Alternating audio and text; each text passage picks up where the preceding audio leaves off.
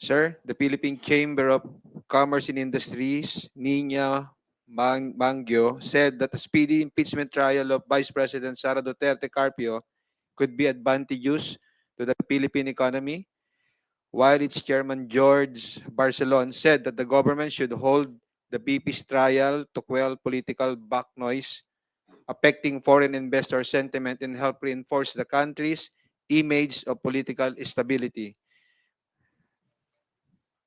Ano po yung The tanong? questions are, from the perspective of the House Prosecution Panel, is there an expectation for a swift impeachment process, both to uphold the rule of law and to reinforce public trust in our democratic institution?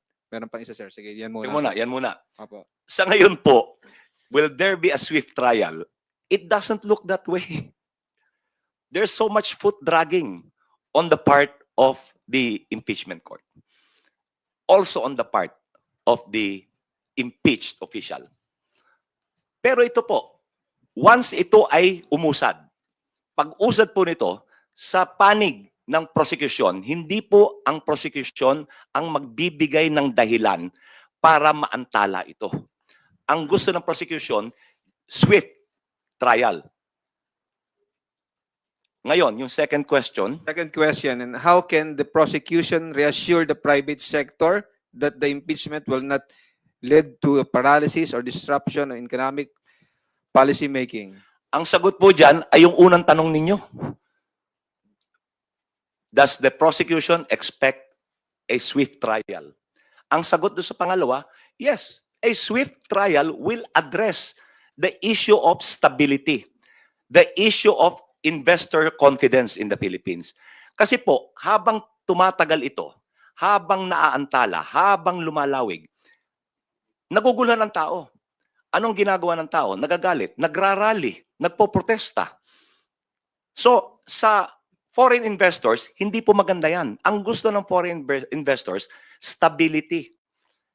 Pangalawa, nagdadigress ang atensyon ng Senado.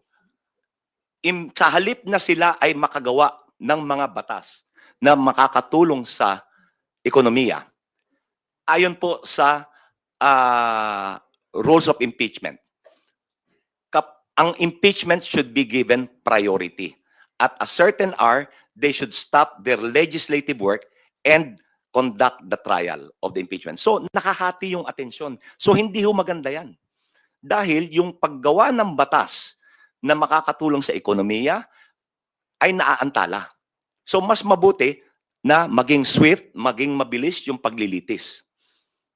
Para investor confidence is assured. Thank you, sir.